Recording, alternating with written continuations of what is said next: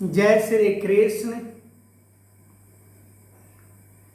इस संसार में यदि अपने आप को कल्याण करना है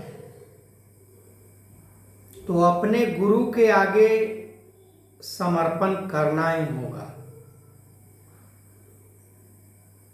जैसे संसार से मिली हुई चीज, संसार से प्राप्त हुआ पदार्थ, ये हमें जो कुछ भी प्राप्त हुआ है या हो रहा है, ये सभी परमात्मा के दी हुई धरोहर के रूप में हमें प्राप्त हुआ है। और यदि कोई हमें दिया है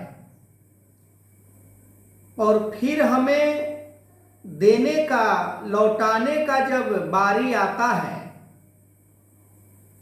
तो हम मन के अंदर सवाल उत्पन्न करते हैं कि ये मेरा है, मैं कैसे दे दूं। ये मत से यदि हम गुरु के चरणों में जुड़े हैं तो गुरु का भक्ति हम नहीं कर पाएंगे। जब समर्पण होकर भक्ति हम नहीं करते हैं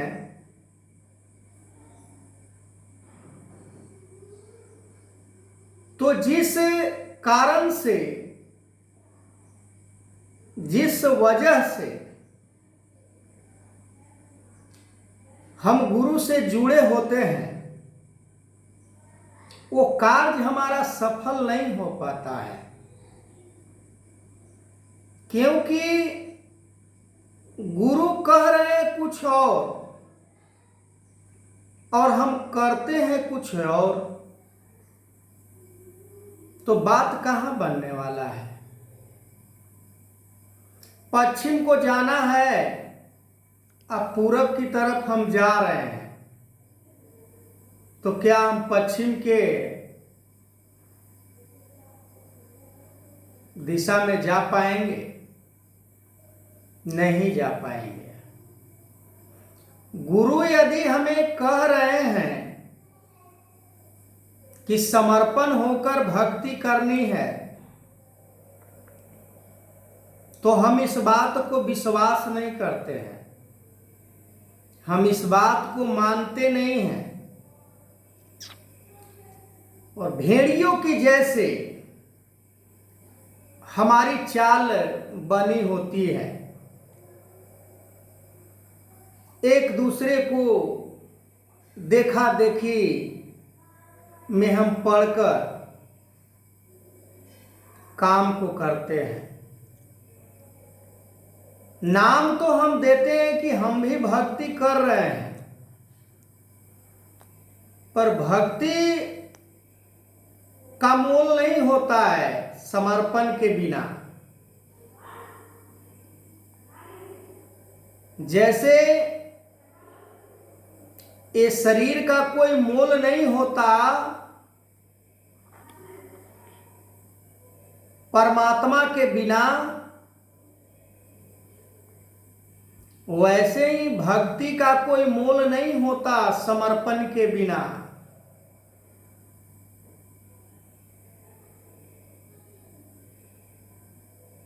समर्पण के बात तो की जाती है, कई तरह से उदाहरण दी जाती है। मिश्री के जैसे समर्पण हो जाओ, चीनी के जैसे समर्पण हो जाओ, फूलों के जैसे समर्पण हो जाओ, सागर की जैसे समर्पण हो जाओ, वृक्ष के जैसे समर्पण हो जाओ। तरह तरह के हम उदाहरण को लेकर दुहाई तो देते हैं, झूठ सच, पर झूठ निराकार के नजरों से छुप नहीं सकता है, किसी मानव से हम छुपा सकते हैं, किसी व्यक्ति से हम छुपा सकते हैं, पर सच्चाई कहते हैं कि सच्चाई छुप नहीं सकती। बनावट की उसूलों से खुशबू आ नहीं सकती कागज के फूलों से। कागज के फूल को हम चाहे जितने भी सुंदर तरीकों से कलर पेंट करके हम सजा लें और किसी पूजे की थाल में सजाकर हम किसी को आगे समर्पित करें, तो जिसे हम समर्पित करने जाते हैं वो कोई बुद्धिहीन नहीं होता है, वो बुद्धिजीवी होता है। वो समझ लेता है कि ये नकली फूलों से हमें प्रसन्न करना चाहता है, तो हम भी वही काम को करते हैं।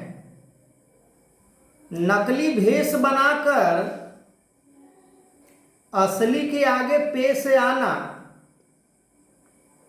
ये कहां तक न्याय संगत बात है? नहीं हो सकता है। यदि हमें भक्ति करनी है, सतगुरु की निराकार को प्राप्त करना है, लेस मात्र भी तनिक भी हमारे पास कुछ होना नहीं चाहिए, पर बड़ा डर लगता है, बड़ा भय होता है। कैसे मैं समर्पण कर दूं गुरु के आगे, फिर मेरा क्या होगा, मेरे बाल बच्चे का क्या होगा, मेरे परिवार का क्या होगा? हमारे पास कुछ नहीं होगा तो समाज क्या कहेगा? रिश्ते नाते कुटुंब क्या कहेंगे? लोग हमें मजाक उड़ाएंगे। बहुत सारे कारण हैं, पर श्रेष्ठ पुरुष इन बातों को साइड कर देता है और अपने गुरु के आदेश को मानकर कभी भी मन के अंदर वो लोभ लालच स्वार्थ नहीं आने देता है, चाहे कुछ भी हो जाए। सूर्य यदि इधर से उधर भी यदि चला जाए तो श्रेष्ठ पुरुष अपना मत को नहीं बदलता।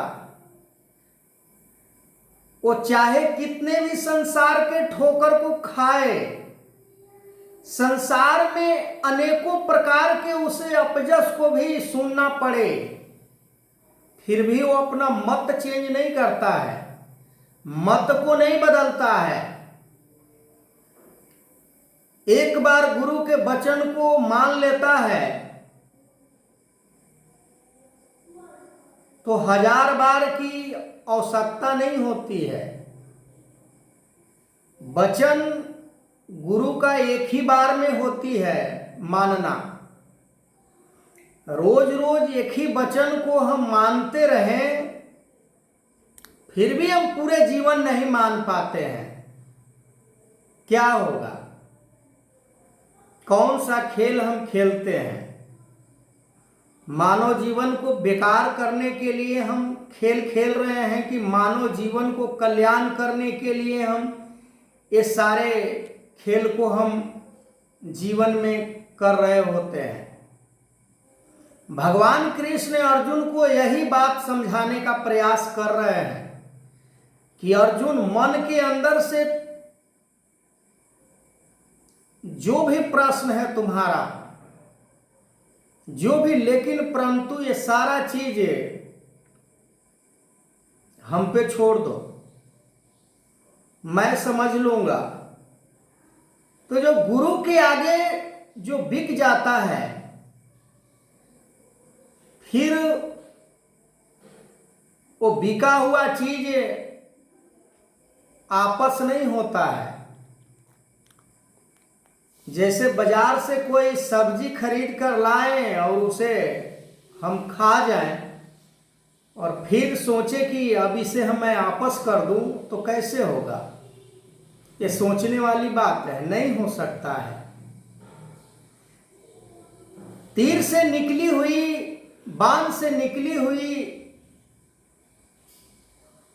ये जो बात है, जुबा से निकली हुई बात, ये सारी चीज रिटर्न नहीं होते हैं। वैसे ही जो गुरु के दर पर बिक जाते हैं, वही भक्ति का मर्म को समझ लेते हैं, वही भक्ति कर पाते हैं, वही गुरु को चाहू दिशाओं में, गुरु को जैसे अर्जुन कोटि कोटि दसों दिशाओं में प्रणाम कर रहा है, वैसे ही जो श्रेष्ठ पुरुष होते हैं, निराकार से एक भी पल ओझल नहीं होते और निराकार के सिवा वो किसी को भी संसार में महत्व नहीं देते हैं। निराकार ही उनका शुरुआत है और निराकार ही एंड है। निराकार के सिवा उनके मन में कोई दूसरा इच्छा और चाह नहीं होती। आगे मैं इस वीडियो को कंटिन्यू करूंगा, तब तक के लिए जय श्री कृष्ण।